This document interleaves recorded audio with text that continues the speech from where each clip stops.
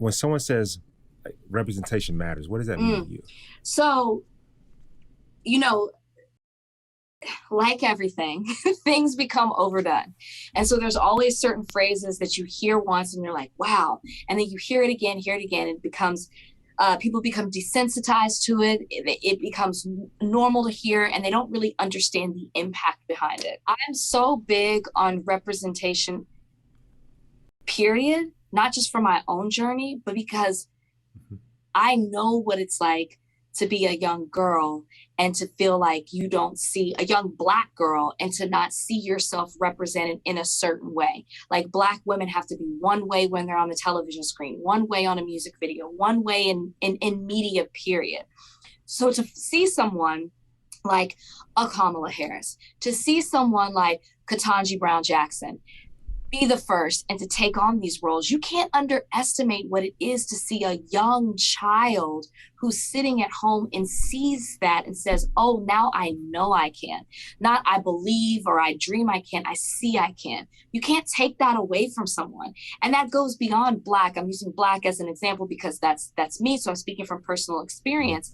But to see yourself on a screen is everything. And I know when we get older, maybe we lose that, but the impact and how impressionable that is for another generation who's watching. And when we do what we do, we podcast, we're on television, you don't get to see who's on the other side of that, who's listening to that, who's watching that. Yes. And those are people that look like us, or maybe they don't, but they're eager to see themselves represented. I talk a little bit about this in my book, but, when people ask you who's your role model, I always say my dad was one of my first role models because as a young child, I saw my dad break down barriers and be a first in his own career. And it gave me hope and it encouraged me and inspired me that I could break down walls as well. Because at that age, I'm reading history books where I don't see myself represented unless it's Dr. Martin Luther King Jr., who's everybody's friend. You know what I mean?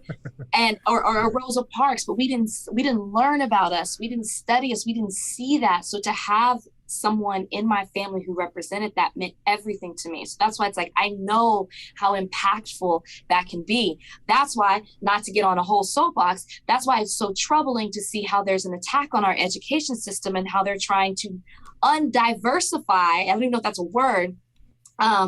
It's a word our what history is, and take that away from people and make it, and take it back to how it was when we were in school. It's so important that young kids not just believe and dream, but see. It really is.